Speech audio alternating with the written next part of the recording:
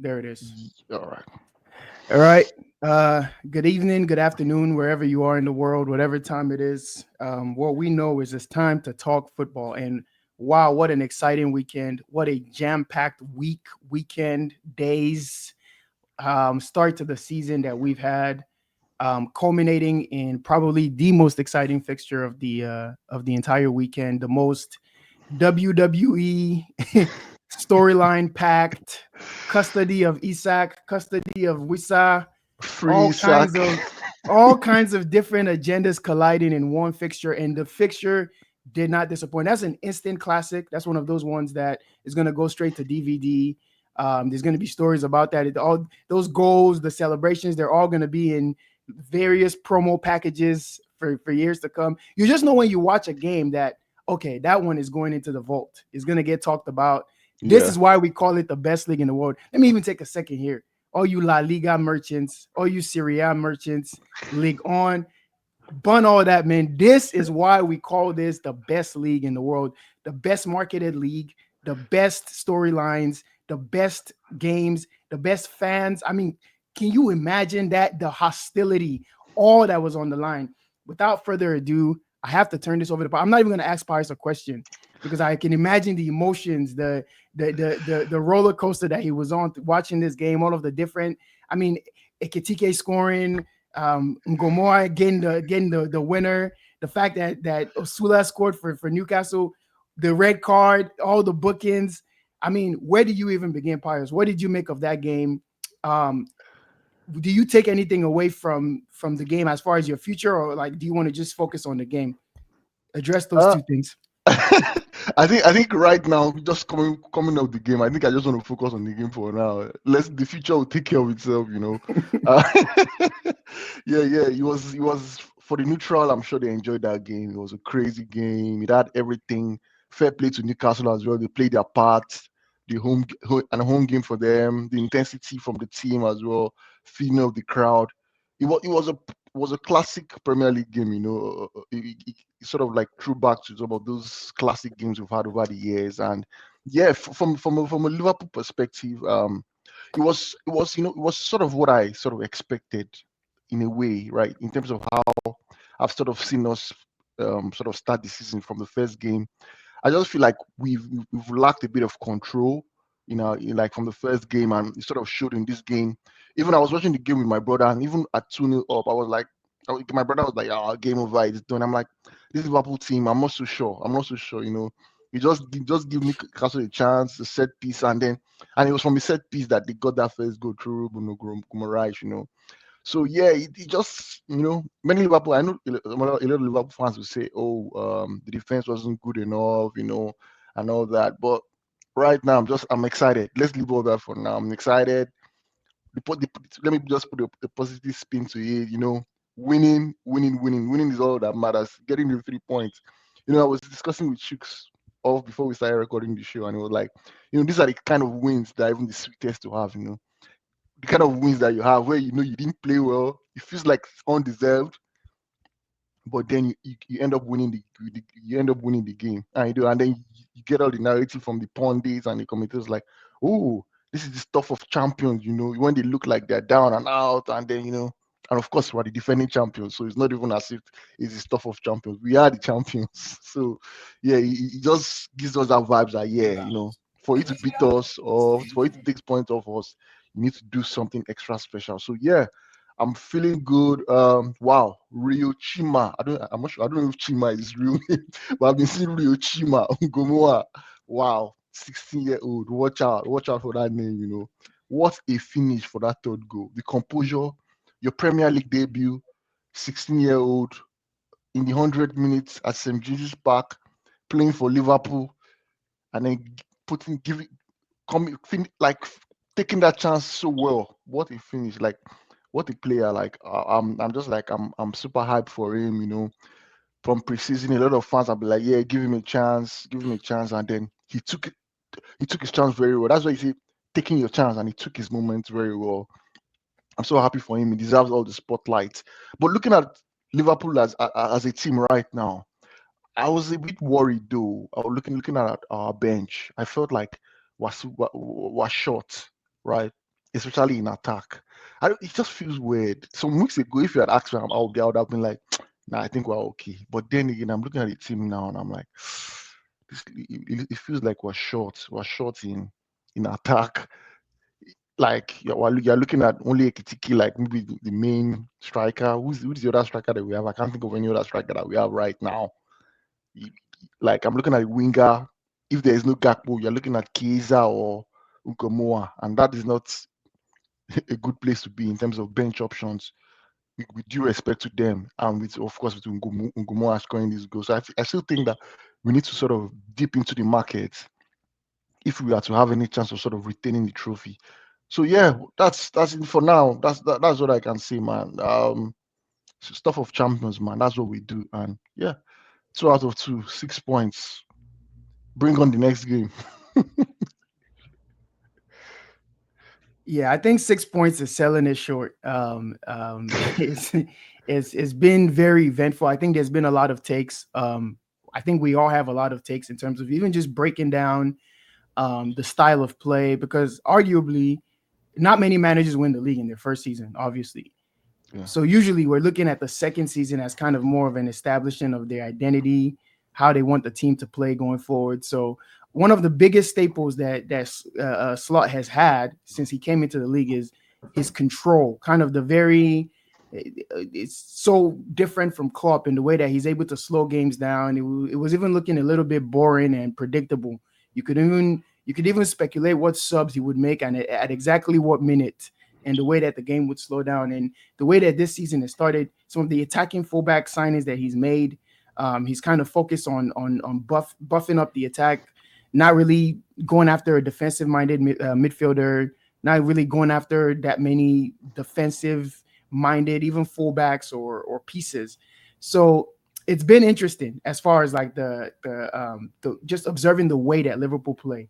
But with respect to this game, it just kind of reminded me of one of those like old school, and I mean no disrespect at all, because I know Newcastle aren't really on this level, but one of those old school Arsenal United proper, like, it's not a derby. There's no local derby. There's no hatred in terms of like um um the environment, the locale, like sharing the same yeah, city or anything like that. This is just purely about Premier League ambitions back then, at least. And you'd see them flying into tackles, just dang, everything is intense. And you can yeah, tell certain kind of players don't thrive. And we'll get on to Verts, Florian Verts, because he's kind of had a pretty shoddy start to his Liverpool career.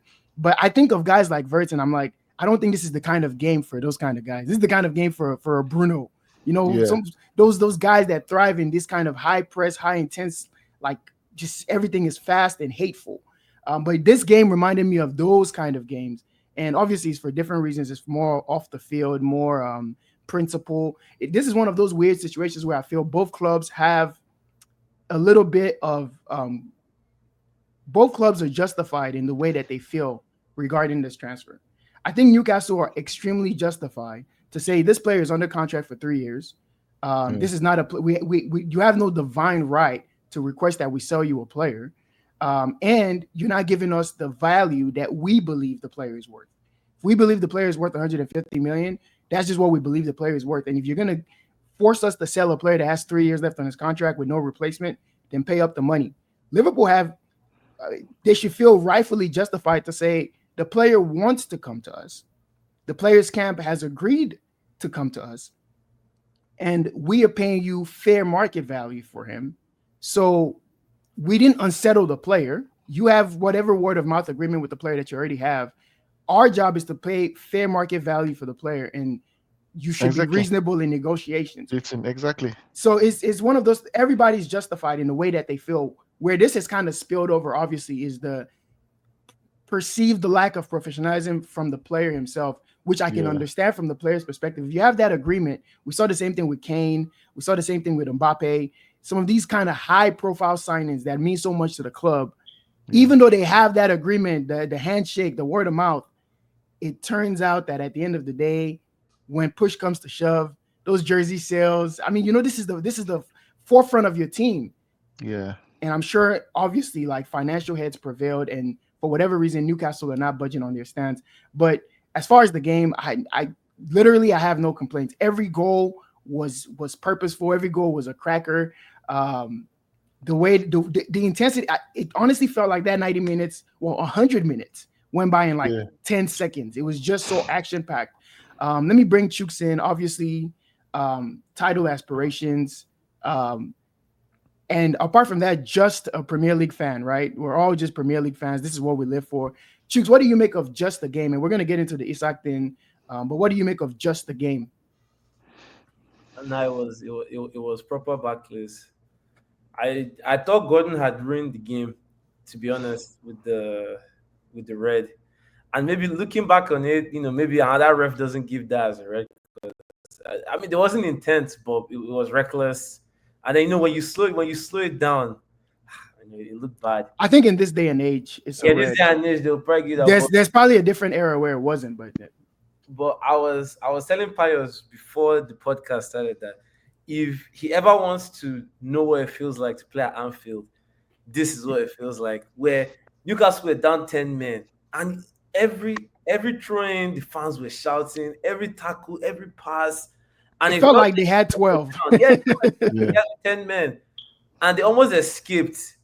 But again, I felt that win are coming because that's just what champions do. They've won the league, and I'm sure the fans, even if you are nervous, you just honestly feel like you guys can pull something up. But that was honestly for a neutral, that was a very entertaining game. I didn't think it could get entertaining in the second half because the red card. Then this guy scored early 2-0. I'm like, Salah is going to come score his own now, score 2 goals now. We'll be hearing Hazard Salah yans. But no, that was as a neutral, I actually enjoyed the game. What do you make of, like, to kind of like, I know Pius probably won't be able to digest the performance fully and all the emotions and stuff, but what do you make of as, like, them being your direct competitors, having title aspirations, etc.? Like, what do you make of Liverpool as far as identity, style of play, compared to last year? Do you feel like we can have we this is a team that we can compete with for the title? Have they done anything to make you feel like they're going back to back? Like, where do you stand in terms of fear factor with Liverpool right now? I mean, it's kind of the same as last season. I don't. I mean, considering the strength of my own team, I don't fear them, but I think they have a better chance at winning the league than us because one, they've done it before, and two, they just know how to grind games. Like even today, this kind of game is a very emotional game that any maybe 17 out of the 20 teams in the league, apart from Newcastle, would lose today because the way Newcastle started and how Liverpool was just able to soak up the pressure and score. And then they score again. Obviously, they are fighting for their lives for the rest of the game. It's like even when we played United, I don't take anything from the performance because it's on grounds you go to where the result is what matters. Right. But what I will say is their defense is definitely shaky. But the one thing about playing Liverpool too is you really have to catch them and keep them down. If you want to beat them, I'm sure Paris knows you have to score, and keep them. You have to keep them down till the game is over. Like Newcastle today, they kept trying to go for the win. I like my own manager. I remember last year when it was 2-2, he brought on two more defenders. There's nothing much to win here. Yeah. But they are going to be so difficult to play because they always want to score. I mean, I was wondering why he brought on the 16 because I'm like, oh my, me, I'm thinking St. James's Park. You guys have survived all What a this. tough environment, I'm saying man. they still want to. That's the difference in mentality between even the fans too. Me, I was thinking to myself, if I'm a Liverpool fan here, this 2-2 is more than enough. Like this game, That's honestly, exactly what I was thinking at some Right. point. I'm But very sure. it's good thing I'm not the manager. I'm very sure players, this game has been dragged on with the whole Isak. I'm sure guys are tired. Like Right. at like 96 minutes, I'm like, oh my, let It was the looking like Newcastle were gonna go on to get the Yeah, win. exactly. Like, Yeah. So that's something that is just once you do it 1, 2, 3 times, it's like it's an expectation. Like you just expect yourself to get that goal. So as my direct rivals, I think they are gonna bring out more of these performances. I mean, we saw it last season. They just know how to this 88 minutes is honestly, the one time I tune into Liverpool games, because I already know they're All going to do action. something that is so so annoying if you are the one chasing them. But yeah, they are still the same team. They've now added a proper finisher. I think that was the only shot today that he scored with. Ekitike, right? Yeah, Yeah. man. Pius, what do you make of No. Ekitike? I think like wow. Wow. Someone I won't reveal who. Someone in our group chat holds the idea that he's better than Isak. Um, Oof. yeah, they feel that he's better than Isak, but I mean, Ah. so far, so good. I'll say he looks strong for his height and weight. He looks confident. That's the one thing I always look for in a new signing in the Premier League. He looks confident. The league Yeah. doesn't intimidate him at all. He looks comfortable. What do you think? Yeah, I think you're right. I'll add one more the this thing. I say he looks composed. He looks like he's a Composed. composed. Yeah, he looks like a composed It's finisher. like Like complete black and white to how Nunes started his career. It's like yeah, you can see yeah. like there's no fear of like failing with Nah, Ekitike. nah. He just looks like when he's in front of goal, he knows what he wants, where the spot he wants to put the ball in, and he just does it. In His terms of compare, sorry. his technique as well. Wow. Wow, wow. Like just side, like when I like all the strikers, like, when to you either this is the right time to either you side foot it or Or you hit it laces, with the yeah. laces exactly, or so that kind of it looks like wow. Though it's just two games, but the two goals he scored are sort of showed that yeah, this guy looks like he's a composed finisher. In terms of the comparison with Isak, nah, I don't agree. No, I don't agree. Yeah, I think this person is a bit too early. Yeah, Does he look it's like he getting carried could be away. better than Isak? I think he could be better than Isak for sure. He's younger. Yeah. But yeah, so far so good. And speaking of Isak, who was kind of the other central figure in this entire saga, what do you think? What do you think happens here? So we've had two custody matches. We had obviously Spurs playing City for the custody of Savinho. And Please, please, Newcastle God, playing custody of Liverpool for the Savinho. custody of Isak. So what are we Savinho, saying, Pius? Are we saying winner takes all? yeah. What's your Well, prediction for what happens with Isak like towards the end of the window? ah, it's 50-50, right? So before the game today, I was confident that yeah, we're gonna get him after like before the window closes. But right now, after the game, and then I think I heard from the sort of commentary and then the Sky Sports guys, Carragher and Henry, they were like, I think he's had the owner of Newcastle, is he the owner now, the major shareholder, the Saudi guys.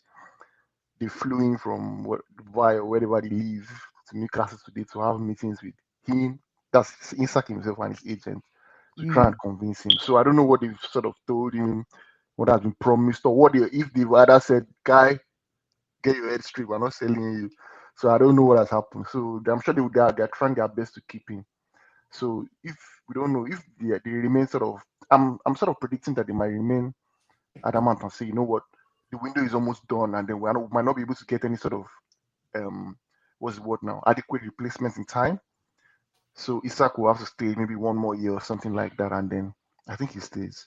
And for me, I think as a Liverpool, I think I'll be sort of okay with it, right? Would you be expecting your team to go out and get somebody else? Because you did Yes, mention you felt light in attack. So like maybe yes. I know you've been linked with Barcola, guys like that. So I don't know, but Yeah, I just feel like just get bodies in. Like, yeah, at this point, now it's getting to that stage of the transfer window where you're like, you know what, just bring some attacking bodies in, man. I don't think I'm looking at quality or something anymore because we have yeah. left ourselves, I mean, especially with this. we've seen winners from Chiesa and Ngomoa now. So yeah, it looks like just Exactly. any living being, just bring, Just bring him in. just bring. So speaking of replacements, so Newcastle have been active in the market. I think they keep saying they're trying to replace Callum Wilson, which we know they're trying to replace Isak really and truly. They're trying to replace Isak and see if they Yeah. can maybe use that as leverage. And they've been facing a lot of rejection. And kind of reminding them that yeah, you have the money, yeah, you have the Champions League, but you're not a historically big club, Pipe right? down. Remember your Not place a in the food yeah, chain. not they don't have that. They don't have heritage, as Mourinho Nah. would say. They don't have the heritage. Heritage. And it kind of reminds me of another club that has the money, the Champions League, the stadium, and uh this the heritage has not really been there for us so I'll bring Us, Chooks in us on this who? point. This was obviously a week of all I've been hearing all week is food chain. So Mm. I'm not gonna ask any questions because I don't want to trigger myself. I'm just gonna mute up. I know where Chooks, this is going. go ahead, man. Educate me about food chain. Hey man, you guys, we just had to pick. We had to pick that one up, man. I texted him. I told him there's no hard feelings here. That Henri What? Juice is honestly, ha. Someone that the mom kept all his jerseys from him was three. Want to come and carry? You put yourself need to have shame. Like I it's saw. certain players that you don't even touch. Someone that the Sorry, mom iron, bro. They had an O2 jersey when he was three. Like they brought it to his signing day. Yeah, he was always Arsenal. I was shocked that he went entertain trying to go to Tottenham. That right there was just pure food chain, man. You can't yeah. But Eze, I saw great. a certain sports legend crying. Jimmy O'Hara. Spurs legend, Jimmy come on, O'Hara. Pirates. Come on, Pirates. What are we doing here? What are, what are we doing here now? I was seeing Arsenal fans saying with Ian Wright doing the interview, what Spurs legend would have interviewed Eze if he came here? And they were saying Aaron Lennon. Like, come on, bro. What are we doing here? What are we doing here? But no, I don't know. I think I echo Chooks' thoughts as well. And a lot of our funny enough, this is one of those weird moments where Arsenal have done us a favor, right? Because of Hmm. all this content and all the deep dive and how like deep his bond and his love and his passion for this club, how it's all being revealed, it's made it easier for us to take the way that everything transpired because it makes you feel like, oh, this player would have never fit in here. He would have probably secretly hated playing for us. Secretly, I don't want to say he would have sabotaged his career, but I mean, you see a guy like that is that devoted to a club, right? He's almost Yeah. like as much of a fan as all three of us, right? They were digging up old tweets of him predicting Arsenal to win the league when they had guys like Mustafi and Koscielny. Like this, Wow. this is someone that is clearly delusionally obsessed with Arsenal. I just don't see how he would have ever fit in here, and it's made it easier for me to cope. It's like because I'm like, it's just not a good fit. Like how would he have even woken up in the morning to play for the rivals of the team he loves the most? It wouldn't have made any sense. I echo Chuks' sentiment saying I don't know how he even entertained possibly coming to Spurs. I know we have some links to him, like our assistant coaches. I think has some like relationship with his family, so maybe that's why he was thinking, okay, like he seems like a very family kind of oriented person. So maybe that's why he entertained it. But obviously, you knew. I think when that report from Orson came out saying Arsenal were back in the race, I knew it was Yeah. over. I think I texted the group chat and all I said was GG's. It's done Yeah. because Yeah. we knew if there was ever a choice, if there was ever a preference, this guy's going to Arsenal. And credit to Chooks, credit to Arsenal. I think they're finally moving like they should have been moving. They're giving themselves a chance at least to go and Yeah. compete for the biggest trophies. And I think he's going to be a success there. Obviously, I don't want that to happen, but I think he's going to be a success there. Yeah, yeah. I wanted to just sort of ask Troops, like, so with the way the signing has been sort of, talked about this past few days, does it think that this Eze signing is the missing piece for us now to finally sort of break that hoodoo of them not winning the Premier League in a while? I mean, it should be. It can be. I feel like we just need one more attacking signing, and especially to get Martinelli didn't play. Everything people said this weekend. The best part of my weekend was Martinelli played 0 minutes. He didn't. He didn't step on the pitch. I think Yeah. that if you were to ask me what's the favorite part of game week 2, that's been the best part. But no, the Eze signing just brings something different, brings something a little bit more that dynamic to the way we play. And I mean, I'm excited. One thing I know I've wanted this season is like I don't want us to have any excuses. I don't want to look back like last year and say, oh, injuries. Okay, we have injuries, we need depth. Go go sign players that are a fit in, fit out. Okay, Saka is injured. can his replacement come in and produce maybe not similar work, but can he just come in and everybody is confident? Like Saka is not going to play the our next game, and nobody is panicking. Like nobody is like, oh wow, wow, dead in Was the water. shot. Yeah. Because guess what? That's what depth does when you go out and you actually sign good players. So I'm excited to see him play because every game. One thing I feel like I don't agree with though is if he went to Tottenham, rah, I know he would have banged every single game he played against us. Because what he was doing to us at Palace, I don't know. I think it's that same thing. I don't know if you see, Palace I doesn't think watch the NFL, but a lot of players that are Cowboys fans, right? Whenever they come to play the Cowboys, oh my goodness, they have the game of their life. I don't know what it is with people playing the team that they grew up supporting. But him being a boyhood gunner, someone that grew up in the trenches with us, like they dug up tweets of him during the Leicester winning season.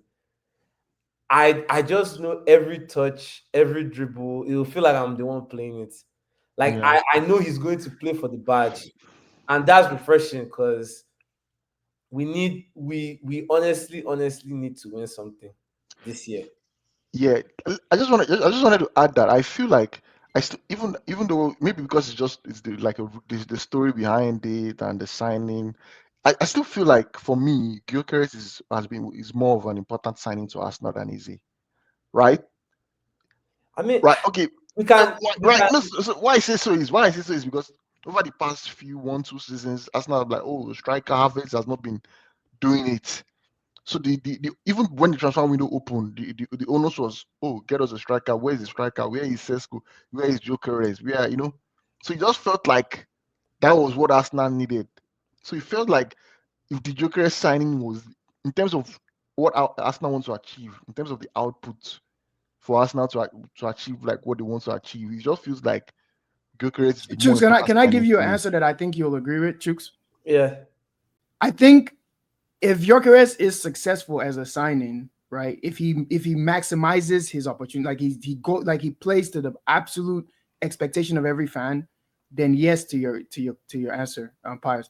But based on like who's going to be more likely to live up to it, I think then is no. Does that make sense? Like I feel Yeah. like Eze Okay. will be the better signing, but I think Okay. a better Gyökeres will have more impact. Let's say that. Hmm. Like the Hmm. best version of Gyökeres, then I think they would win the league. And I mean, one thing I always said, the whole striker discussion.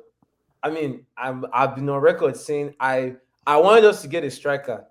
No, Yeah. not because I felt like we needed a striker, because we didn't have any. I was more interested in getting a forward player. I mean, Havertz was the only one. Jesus injured. Eddie, you guys already know my opinions on him. So I really wanted us to go and get a forward player. That's why when we got Gyökeres, I've always felt like he doesn't have that much pressure on him because if Hmm. he just does what he's supposed to do, especially against sides like Leeds, right?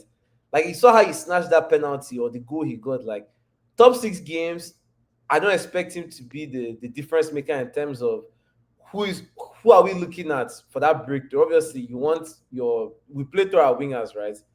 Yeah. Obviously our captain hasn't shown that he can be the best creator, especially in these top 6, the big 6 games. So the Eze signing something dynamic that can hopefully create more for the striker. And at the end of the day, me, I want all of them. Like I want all 3 front players to be good. I have not seen it since maybe 2022 for like 3 months when Martinelli, Jesus, and Saka were balling. Because usually it's always one person is doing well, the rest are not doing well, or 2 people are doing well. So I'm just excited to have a team that the attack is refreshing, and I want to see us against good competition. Like, I mean, Leeds, it's Leeds. They just came from Championship. Like, I want to see the attack thrive against a big 6 side. Yeah. That's So when I'll be able to even judge the nine to see if he's really like that. But I don't want him to do more than himself. If you can give me those 2 goals against the Leeds, the Burnleys, Baba, rack up your 20 goals scoring again. That's what Haaland does anyway. Rack up your yeah. 20 goals scoring against further. So I think I'll just add that I know I'm a Liverpool fan and I know obviously most likely it's looking like Arsenal will be like our number one, rivals for the title this season. I think I'll just add that I think Arsenal still need, so it's either way, right? So it's either Gyökeres or somebody in Arsenal's front line gets 20, at least 20 goals this Premier League season, When right? was the For me, last time you had a 20 goal It's player? Oba, yes, 2019. exactly. So that's the thing. Aubameyang. So it's either Wow. one person, Wow. it's either one of the men for Arsenal gets at least 20 goals or more, or the front three or the attack line of Arsenal spread the goals among themselves up to the point that all of them are on double figures. If not, Yeah, we seriously need that because again, yeah, just based off the last 3 seasons, the top yeah, 6 games haven't been our problem. yeah. Our problem is when you go to Craven Cottage See, exactly, and you can't get anything, or you go to Selhurst Park and you can't get exactly. I think that's what Arsenal is those missing. Like those like a are the Salah, games. like last season. I remember some games, Salah, like Brighton at home, we're struggling, and then just Yeah, Salah just pops up he just gets you and out. just bangs like in the 89. Someone like that can get you that you know that this guy is going to score almost week in week out. I think Exactly. that's the guy. If Arsenal can get that kind of player this season, I think they win the league. I mean, Because I I don't think think it's that simple because I think everybody else is just as strong, but I think they give themselves the best I chance. think Yeah, it's I mean I think it's that simple for them because their yeah, defense is on point. I it's think I like think it's that easy. Yeah, it's but I like mean, I'm saying like there's other competitive teams as well. That I mean, But yeah, at the end of the day, it's kind of similar to what Haaland gives City, right? He's not the best all-round player, but he's the kind of guy that can win you a game in 20 minutes. He gets those 2 quick goals, and your opponent is just like, all right, next week we'll just try again. That's all I need from my own striker. The more KG games, that's what I'm looking at. Iberichi, I'm looking at Noni, I'm looking at Saka. yeah, How can you guys navigate us through these tough games yeah, and find a way to feed that striker to the point where like, okay, you've gotten your 1-2 chance in the game. Because that's yeah, that's where Salah excelled is we always say it a lot. He stakes the whole game, but the one chance he gets, he's yeah, leaving. guys. You just and the thing about it that sometimes he just calls that banger, one wonder goal, just wraps his left foot around the ball and then calls it into Exactly. the And top then you're corner, you're out of there. Like and that's today. it. and Eze has that in him. Not Yeah, the stinker Yeah, part, but he has the wonder goal, you know. And man. yeah, I think that's what Arsenal have been missing. And Exactly. this was my whole point in like my my downplaying of the Yorker signing. I don't think he gives them that wonder goal player. And I think almost every league winner actually has a wonder goal player in them. Saka is probably the guy, right? And Saka always feels like even his wonder goals, they feel like robotic, you know, in a sense like he just it's like he's hitting it in like the same way, like he has a trademark, you know, weak foot finish, right? But you know, someone that can just score a goal that is just like, oh, that's class, that's class, that's class. And I mean, we saw that with yeah, Declan, we saw that with Saka, but they're not really known for that. Eze to me is the guy that can get you a goal where you're like, oh, you know what I mean? That came out of nowhere. So, yeah, um, yeah, I think from a Spurs perspective, like obviously we don't feel great about it, especially because we're not looking like we're in panic stations. yeah, Can't figure out who the next target is. And my takeaway from that Leeds game, right, from an Arsenal perspective is, and this is how I know I'm starting to like feel like a team is becoming a threat. I was worried for Leeds because I'm like, this game feels very long. When a game feels long, is because the team is having wave after wave after wave. Bro, yeah, it was relentless at a point. I was like, it was 50 something minutes in, and I'm like, they've already scored 5. Like, this is looking like it could be 8, 9 if they want to. yeah, yeah, So when you have a team that is that prolific, you know, with the defensive record that they have, I think, yeah, Arsenal is most definitely going to be a threat this year. And on the Spurs side of things, we're obviously in the market looking for a 10. My tagline says, "Who wants me? DM me. Any tens that are available. I know any tens, left foot, right foot.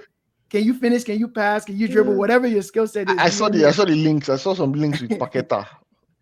I think those are just like made up. There haven't been any. Honestly, so far, the only concrete links we've had is the one to Nico Paz, which we already knew was going to be an impossible deal because he's a Real Madrid player. But I think what we've done is we've just put ourselves in a bad position. Right now, it's going to be hard to get a good player because teams will be looking for replacements. Yeah, Um, panic stations. everyone knows we have the money, so even someone who may not be worth the 50, 60 million that we've been floating around, they're gonna try to force us to pay that. And it's just a very poor way to run the club. And for me, I'm not exactly the biggest anti-Levy guy that's out there. Like, I don't want him to be our chairman or majority owner or whatever. I Yeah. would like to see someone else come in that has a more footballing ambition for the club. But I can also respect some of the things that he's done to make us relevant, because outside of winning, what's been very like what's been our calling card in the Big Six is we're well run. We have the facilities, we have the infrastructure to be a big club. So everything is there. We just need that football in mind, to come in and convert that into success on the pitch. And that's where I'm like, okay, this is his biggest failures. And I'm looking at this season and I'm like, you've got a manager now who only has one first team player signed from a team Yeah. that finished 17th, right? Yeah. That's already bad enough, right? We went into the Super Cup when everybody that had preseason tournaments were doing their business early. We didn't do our business early. So we went into the Super Cup short with kids on the bench. We lose the Super Cup due to a lack of depth. And that doesn't spur us to go the extra mile in the window and get the targets and pay the money, overpay if you have to. Now you've had one of your club captains get an ACL injury. Another one of your creative players, his injury regressed, and now he's out till the turn of the year, and there's still no movement. And it just feels like a poorly run club. Like, I don't care who the targets are. I don't care who you're after. It's just like, kind of like you said, just get bodies in the door. The fact Yeah. that there are no bodies for a new manager who is looking exciting, he's doing his thing on Yeah. the pitch, you're not supporting him. I feel like this is just a clear indictment against the board, against the hierarchy. We're poorly run. We're being embarrassed. We got this ex-Arsenal CEO, Vinay. I don't know. Clearly, this guy is He's a call. sabotaging us. He's He's an agent somehow of us. he's a double agent, because there's no way he didn't see the Eze thing come in. Yeah. Don't you have any contacts? Don't you have any links? But come, Ultimately, it's just depressing. It's but depressing. come on, but come on. It's been a brilliant weekend for you guys, man. Talk about it. You guys had a very brilliant victory, man. We at City, man. So Come yeah, on. let me talk on the game then. I mean, everyone on the pod knows, even everyone knows, like, even with the Eze thing, I predicted that last week. I figured that that's what would happen, and sure enough, Fair it play to happened. you, man. But also with the manager, I've been very firm on the fact that I think this manager is the guy. I think he's the guy you back. I think he's the guy you build around. I've said, like, I think he's a tactical mastermind.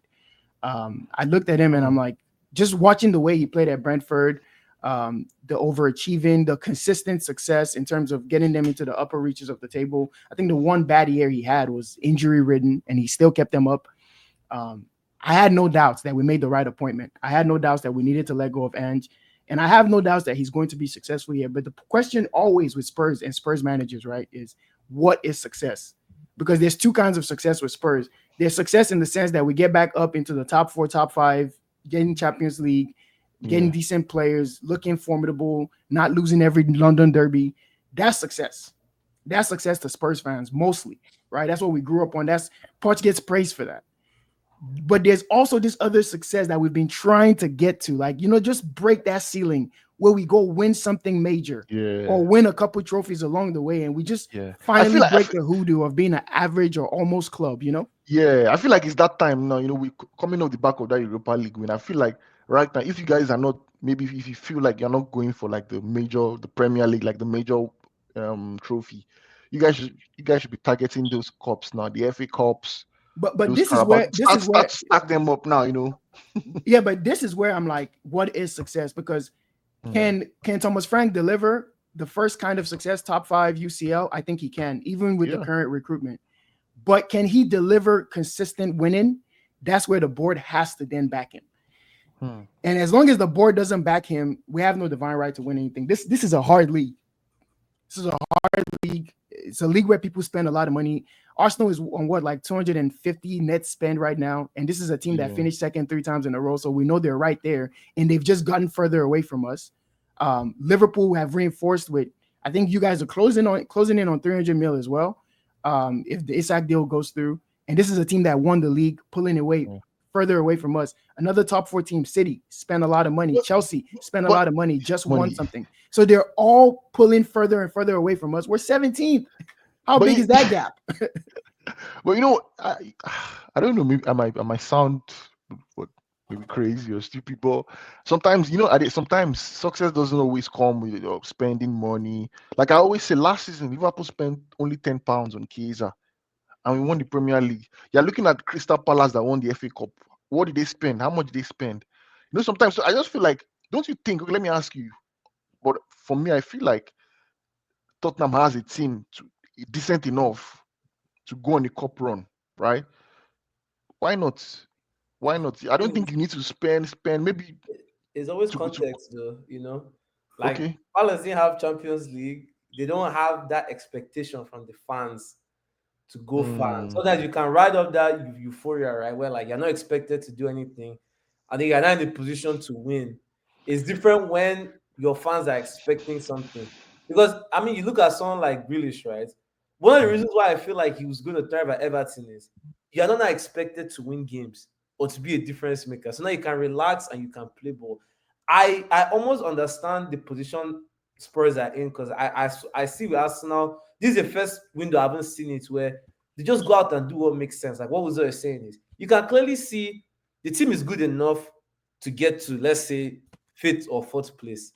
yeah. Why don't you reinforce and make it assured now that okay, Thomas Frank, excellent manager. I mean, we've already seen the first two games, right? Even though the Man City won, that's Man City, that's stimulus for them. The only time we didn't beat those idiots was when we needed to win the league. But usually that's their normal. Like if there's any team But the performance, every Spurs fan has said like the one thing that was different about that City win was we haven't seen that kind of performance start to finish. Like it's never looked that easy before. I'll say that.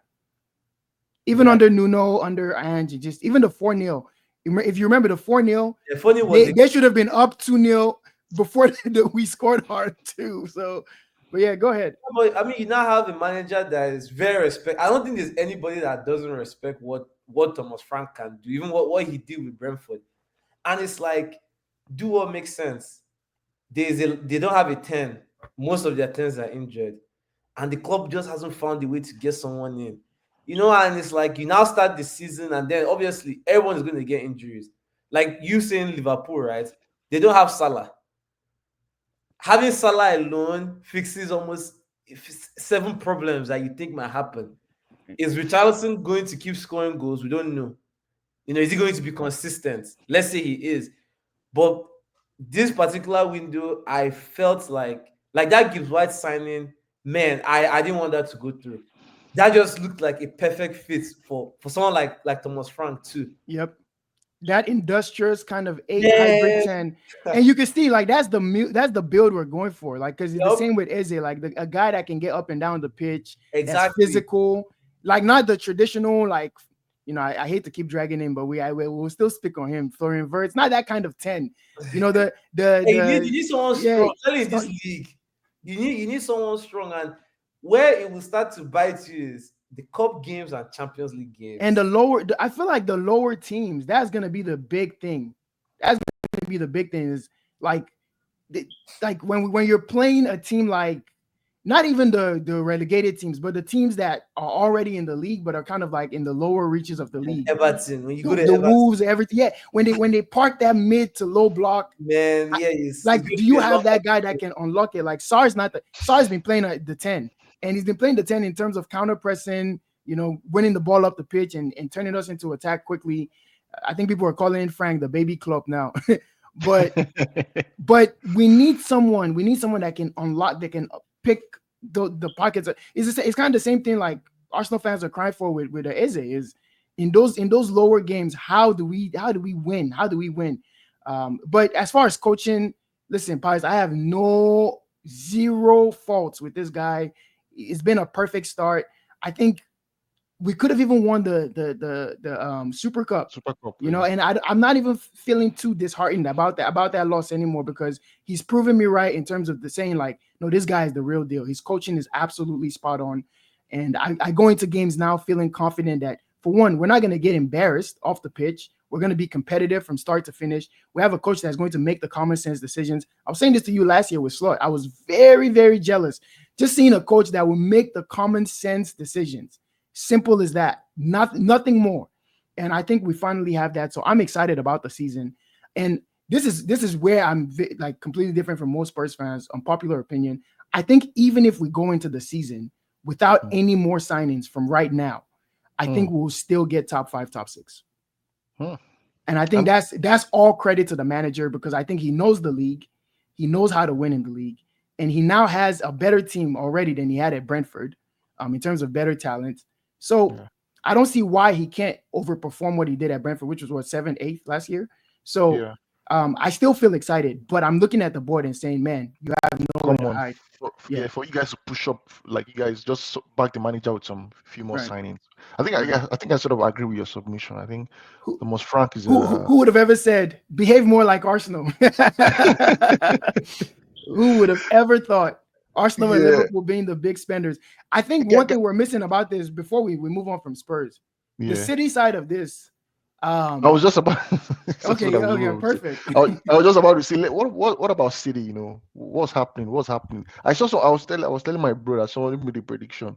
Like I think before the season started, someone was saying, I think someone asked that, oh, crazy prediction for the season, and then someone said he foresees that Manchester City will pursue Pep by December, or not like they will pursue him, but he will leave. Wow. Um, That's crazy, but yeah, I I don't think I don't think he'll leave. nah, I nah, don't no think he'll chance. leave, but I do think that um and I still have them winning the league. Funny enough, I predicted last week that I got City winning the league because I think the rumors And it's of not their a crazy thing demise to say. It's actually not a crazy thing to say because it's just 2 games. You get. is and also is like Chooks mentioned, they always lose to Spurs. I think no Yeah, player turned up, and that's good for them. I saw Diaz's face at the end of the game. Also, you can see when Rodri came in, when Foden came in, they looked a little different, a little bit more yeah, stable. They couldn't yeah, create anything, obviously, but obviously you see how important Rodri is for that team. Like, unfortunately, nobody can replicate that.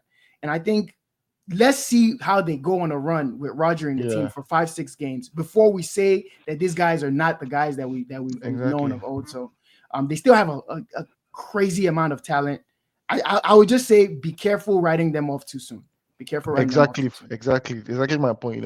Everybody's always like, oh, it's Liverpool and Arsenal, but and nobody seems to be. Man, Don't write them off. alone, bro. See how much money they spent from January this year to now. They are about to That, drop 80 mil on a goalkeeper. If their expectation is not, they are about to sign 2 goalies in the same window. Please, please, please. Look But, at but but all. that's why I'm saying be scared. Don't write them off. That's all I'm saying. Don't write them off I mean, because they are there's always going to talent. be up there. But one thing I do like is they don't have that fear factor anymore. Hmm. Literally, nobody thinks of City. I remember when that game used to be like you just want Wow. to sim. You want to sim past the game. Only Yeah, Liverpool used to be able to see them eye to eye. yeah. But And now then even then, we still used to get beaten. no one is scared of them. Like even that Wolves game, Wolves created one or two decent chances before, obviously. Yeah, Haaland and Reinders. Reinders just ended the game. But I would say I'm not. Obviously they are a good side. They are going to win more games than 80% of the league.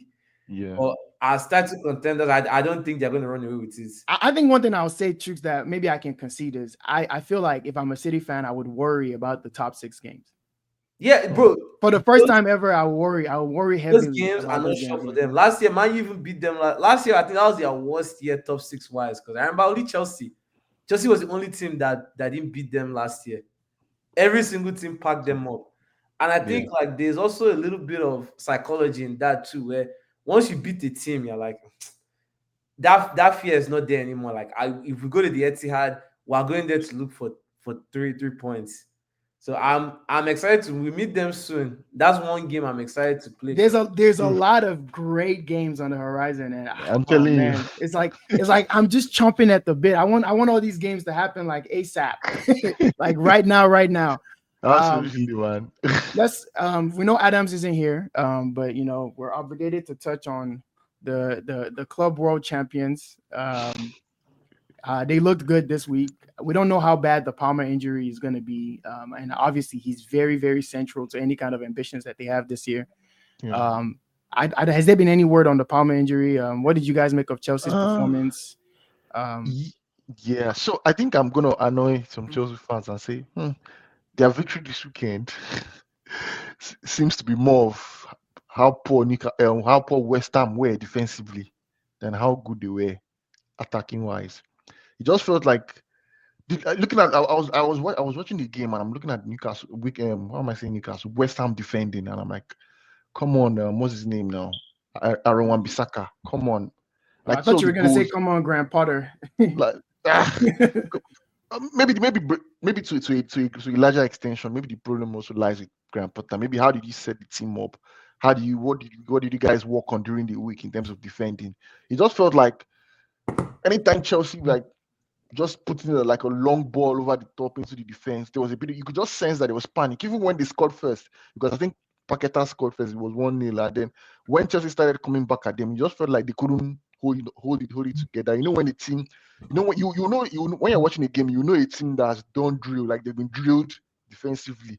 There will be that, what's the word now? Maybe not confidence, but there'll be that structure about them to say, no, before you're going to score today, you have to do something really special. But it didn't feel like that. You just felt like Chelsea just needed to move the ball from one side of the pitch to the other, and then just cross football, and then Aaron Bissaka was I don't know what ball watching, and then Neto came in and scored.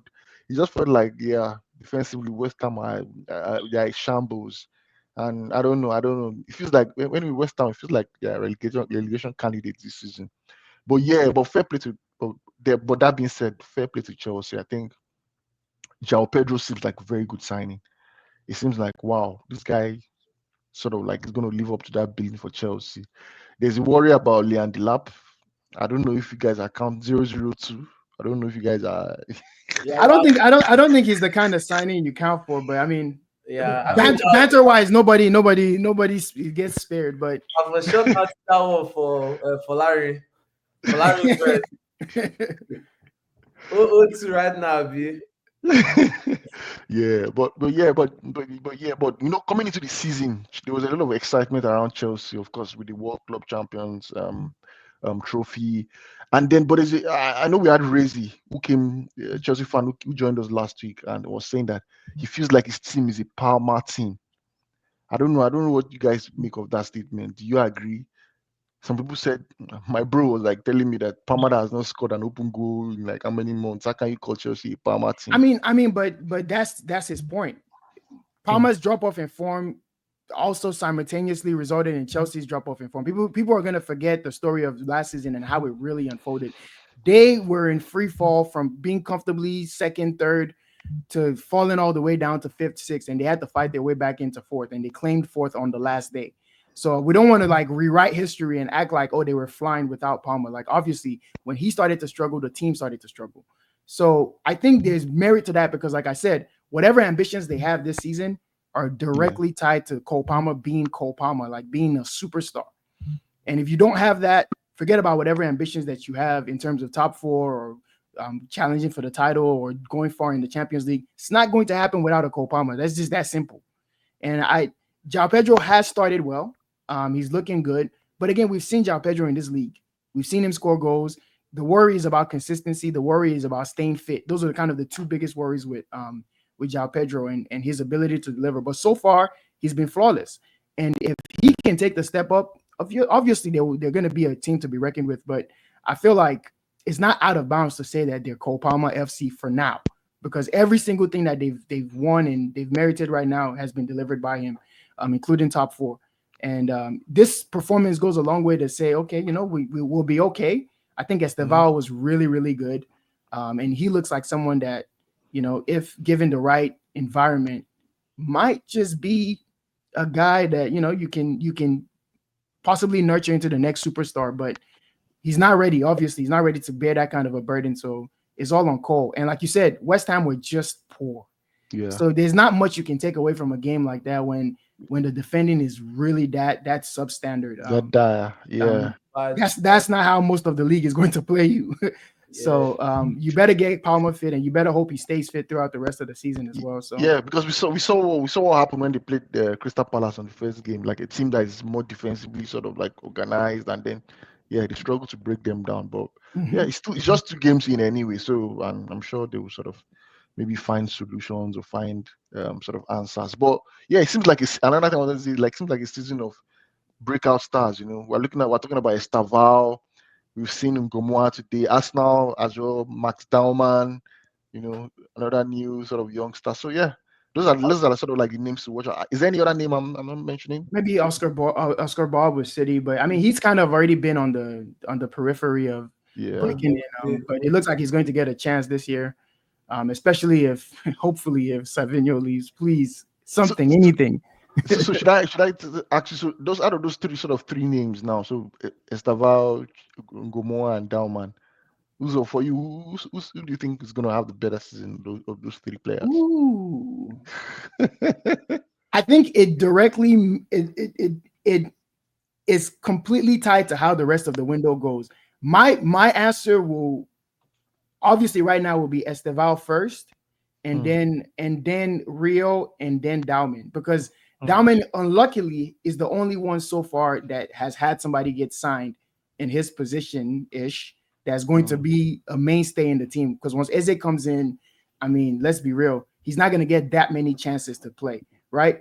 But I think the same thing can happen to both of those guys. We know Chelsea's talking to Javi Simons. He comes Yeah. in, Esteval is not instantly Mm, the guy coming in when Kopama goes down. You know what I mean? If Kopama yeah. goes down, it'd probably be Simons playing in the 10. And the same thing with Liverpool. If somebody comes in, if you get Barcola, if you get Isak, whoever it is, that's going to be less chances for Rio to play. So for me, it's all about chances. But I think the most talented of the three is clearly Esteval.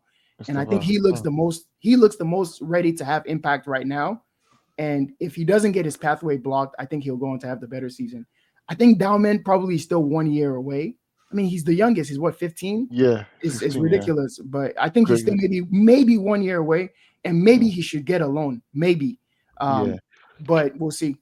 Chooks, yeah, like, Chooks, I wanted to ask you, right? So for Dauman, I know a lot of Arsenal fans, if I can remember, like some from the discussions I remember last season, like a lot of Arsenal fans will be like, oh, Ateta has not sort of been. You can correct me, or if you think I'm wrong, you can come in. Like he has not sort of taken those cup games seriously.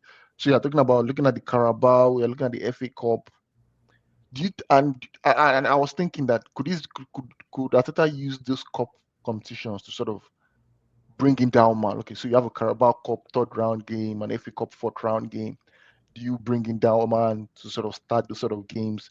Do you sort of like let's see what you can do? But do you say no? We need to take this cup game seriously because we want to win a trophy. I'm like nah, that man won't risk it. Won't start you, and then you start some more established players. What do you think? Um, I mean, it's two things, right? I mean, you guys saw my boy Gabriel Jesus is back, brother. Carabao Cup.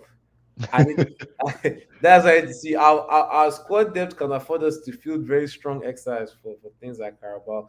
But what I would say when it comes to someone like Dalman, right, is he's the youngest and he's the one that's going to see the less game time. I thought you were going to say Ethan Waneri. He's No. the one that you should put in that list, not really Dalman. I think You he's in know, the same bucket as Dowman in terms of opportunities, though.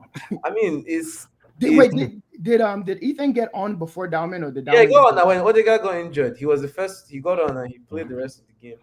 He's probably going to start at Anfield if Odegaard is not playing. Yeah, I think he might start and then Easy might come in Yeah, afterwards. Yeah. but what I will say, right, is in the game of football, one thing that cannot be denied is if he has that performance every single time, he's going to give the manager a headache, right? Because he has to play more.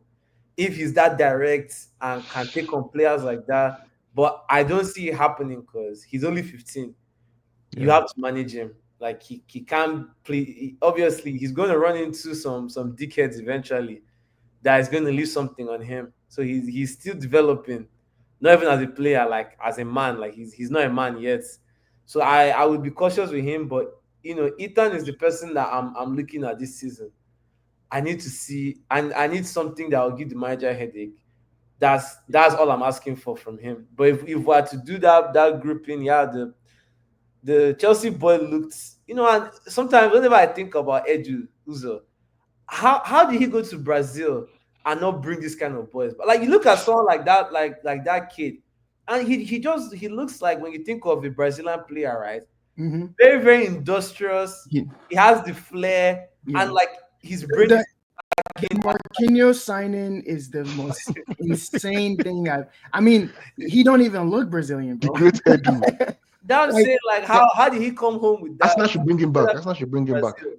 even Chooks, you think of that guy that he's brought into Forest now, Igor Jesus. That guy looks good too. He looks Yeah. good. So I don't know. I think what it was, Marquinhos got to be some distant family member. He wanted to get him sorted out first, give him a chance, and then he'll bring the real ballers. The guy Guys, they are funny. enjoyed title race. Now they enjoyed, but no, there's a lot of young players. Even the real boy today, that finish looks easy on paper, but St. What? James Park, Nothing, 99 nothing minutes. easy about that. No, I'm saying, like, on if Sunday season now, you think that's something you can recreate, but the pressure on him to score that kind of goal. We've seen guys like Keita, Naby Keita, sky that chance. I still remember that. I just love the fire. All Now the old man. all I'll came say is back.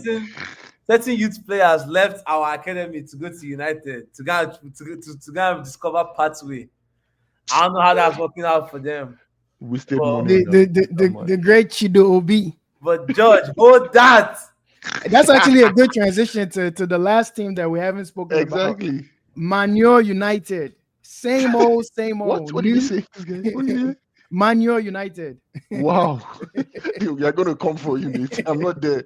I didn't say that with you. New season, same old stink. New season, new attack, same old excuses. It's just, honestly, at this point, it's weird. I was watching that Fulham game and I thought they looked good. I thought United looked good. And I was like, you know what? They're playing some nice football here. They're creating chances. Mount looks like back to his Chelsea days. You know, he's flying around the field. He's creating chances. Is it a curse at this point? On a lighter note, I wanted to say, Man U fans are saying, put Kunya, put in Bremo, like saying that Maggie. Bro, the pictures of Mbuemo in his belly, I thought they were all photoshopped until I saw one from ESPN and I'm like, wait, no, it's not photo. This guy's been eating akpu. You know, there's different levels of swallow. When you get to the akpu level, that's when your belly starts to bulge. This guy has been eating some serious akpu here. I cannot believe. Amorim looks like he's beginning to like bad appointment. I saw one stat. I think he said Amorim has played more games than how did they put that stat now? Yeah, he has more games than points. Yeah, he's played 29, got 28 points. I want to say this categorically speaking. There's no excuse for this. There's none. There's no squad. There's no I just came in. Usually when managers freshly come in, that's when you're even supposed to get the most points. You're supposed to fluke a few points self, stabilize things, get the team steady. 28 points from 29 games is unbelievable. And then the fact that they're saying this season already, all the promoted sides have won a game. United has yet to win a game. He's yet to win 2 games back to back. I mean, the records are endless. And this is a team that Ten Hag was already breaking some negative records. For you to find more to break is poor. Is very, very poor. And I think he needs to start to like evaluate his own philosophy. And I don't mean like the form. I know a lot of people think he should go away from the back five. I think the back five is working. But I think more so his philosophy and his approach to games, because they're finding new ways to sabotage themselves. You think he needs to abandon the back five? I mean, like as a top 6 team, because one thing I know, I've not played football professionally, but one thing I know is, even with numbers, the more numbers you can commit forward, the more you have a better chance of controlling the game. Like I feel like, but that's what he's trying to do with the wing backs. Man, but not. You got Ahmad playing wing back. You have it's not working. You're also trying to shoehorn players into positions that I think that's the big thing. The big thing is he's shoehorning players that aren't exactly the right fit. Yeah. And I think this is his biggest. This is where I get very nervous about managers who don't have that pedigree, right? When you haven't been there before at like this level of a job, I feel like this is just something that he doesn't know better. He doesn't like. I think he's going to waste Cunha. He's going to waste Mbuemo because a back five doesn't suit their skill set. It doesn't. It doesn't suit Bruno's skill set. It It doesn't doesn't. suit Ahmad's skill set. It doesn't suit Kobe So who does Mainoo's skill this? set. Because All exactly, the, Kobe the only person Mainoo. it suits is Dorgu. That's why Dorgu is looking like the best fullback Yeah, in the league. But that's a 9 out of 10 Dorgu performance doesn't get you anything in this league. What you want to do is get 9 out of 10 performances from the likes of Bruno, the likes of Ahmad, the likes of Kobe Mainoo, the likes of Cunha, Mbuemo, Sesko. Those are the guys you need 9 out of 10s from. So any good manager thinks, how do I platform my best players? Not how do I platform my hybrid left CB LB hybrid build or Lenny Euro. Like I just think he's looking at this all wrong. And the sooner he figures it out, the better for them. But for me, long may it continue. Long may Same it for yeah. me I as don't a Liverpool think fan. he's Long may gonna it figure continue. out anything. continue. They are going to keep playing like this, and they are going to be shameless, and I will enjoy every minute I get to watch them stink. Because to be honest, there's also a little bit of ego too when it comes to trying to be a manager. He's going to be stubborn, which Yeah, is he's why gonna have to die by told, that formation. Yeah. I told George the podcast we had him on. I didn't think you needed to fix the attack, especially in the position like you are in a unique position where you are kind of allowed to stink. Like nobody is looking at United expecting them to maybe finish top 4. Why don't you use this platform to start playing better football, as opposed to still doing some of the same things from last year? Like there's a stat that shows United have 3 of the top 5 players that created the most chances last season, and Wow. this season. You know what I'm saying? Bruno, Cunha, and Buemo. And this season, every Cunha chance has come from sweat, blood, and tears.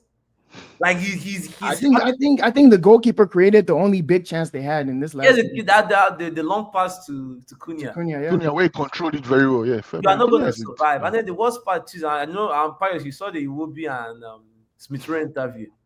You yeah, guys already know how to piece. The whole league knows how to yeah. piece people apart. And then you now have a goalkeeping situation. On top of all the issues you're having, you also now have 2 goalkeepers that are going to be nervous every game they play. This is what I said last pod. I said, bro, consequences of their own actions. Chooks, they have an attack that has proven to get 30, 40 goals between them in Garnacho and Rashford in this league before. Instead of finding a way to integrate them back into the team, you get rid, you replace them, and you still have glaring holes in goalkeeping, glaring holes in midfield. You're still trotting out Casemiro, shoehorning Bruno into the 8. He's not an 8. He's not an 8. I think he's hardly a footballer, but he's not an 8. He for sure is not an 8. So you're building your team. Playing Dallo. You're playing Dallo in 2025. It just doesn't make any sense to me. For me, it's like you created a problem that you didn't have. You now fix the problem with money that you didn't need to spend on that problem, and then the actual problem you have is still there. It doesn't look like the United are coming out from the trenches soon. But anyway, then again, I was so wrong. I had them top 4. I was. But then again, don't say but then again, just a reminder. Sorry, it's just 2 games in. It's not like sometimes you can. It's the track record though. Enough. Yeah. If you want to keep playing like this, obviously you're going to beat some sides, right? But again, there are games in this league. All of us know Fulham, Palace, Everton, Brentford, and maybe Wolves. After they finish, Wolves always start like this. Then they figure out themselves. Even Leeds. These are some teams that are just structurally they are going to come there and give you a game. That's what's the problem with United is they kind of play down to their opposition. Like they were in a dogfight. Fulham is the only team that hasn't signed anybody this whole window. Like they literally haven't. That's what they're talking about. But they are a tough team to play. What I'm saying is you guys have spent 200 million on your attack, and it almost felt like that Josh King guy was the best attacking player for some parts of after the first 10 minutes where United had the ball.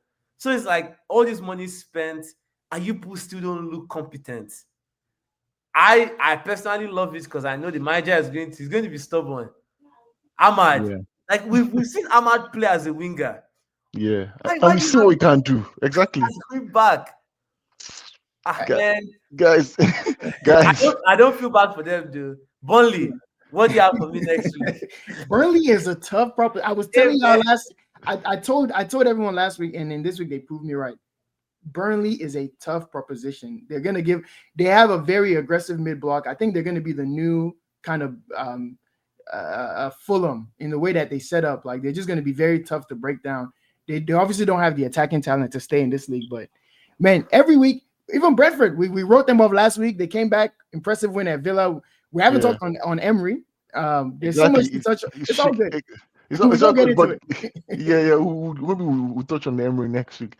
We just have to sort Because of the bring the guy is show. kind of skating under the. We have to bring the show to an end today. For sure, for sure. Do you have any quizzes for us, Pius? Close No, us I out. think I didn't get the time to prepare because of the game today, but The I'll guy be was too back with that busy, next week. too busy with the emotions. I'll tell you, jumping and shouting, screaming. No, that was definitely the game of the week, game of the season so far. Most Yeah, definitely. absolutely, absolutely. Finally, before we go, so I just want let me get it, since you're the neutral here, like in terms of the game the big game next weekend, the top two. What is your prediction? Just leave a Um, name. Anfield, no Saka. I think no Saka and Eze not being ready. Um, I think draw. But I think with Saka and Eze in that team, I think they would have beaten you guys because I think right now Liverpool is very vulnerable. Mm, I think your defense being as porous as it is, and the lack of control, the lack of stability in game states is very worrying and very different to last year.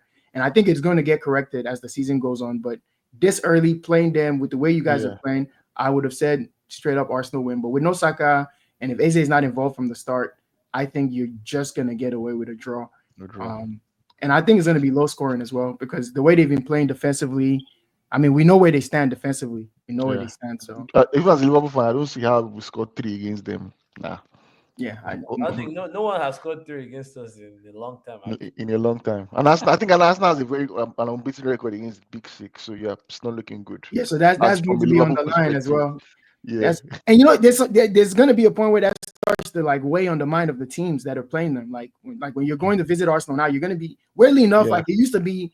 Oh, Arsenal, like for yeah. City, There's oh gonna be Arsenal, easy dub. For Liverpool, Arsenal, easy dub, and it's completely flipped now. It's like man, yeah. This man are tough now. yeah, Even they're yeah, going on almost what is it? Almost 30 game streaks unbeaten. against the top Top six. six, 29, Yeah, I think. yeah, I mean, almost after 30. United, it's Wow, right 30 now. That's wow, that's that's that's that's insane. one day, So yeah, one day we're hopefully this guy never wins, but if he wins, man, there's gonna be some very strange conversations to have, man. Ooh, I'm dreading that day. I'm dreading that day. all But yeah, right. On that note, guys, thank you so we're in a much for class coming on. episode. Yeah. Yeah, class episode. Really enjoyed the discuss, guys. Yeah. So guys, please give it a listen. And you're gonna enjoy it. Please do the needful, interact, like, drop us a comment. Really appreciate. And then yeah, we'll see you next week. Hope you're enjoying the Premier League. Wow, it's been class. We're happy to be back. And yeah, we'll see you guys here again next week. All right. So See you cheers, guys. everyone. Like, comment, subscribe, argue, all that. Appreciate the support. Yeah, thank you.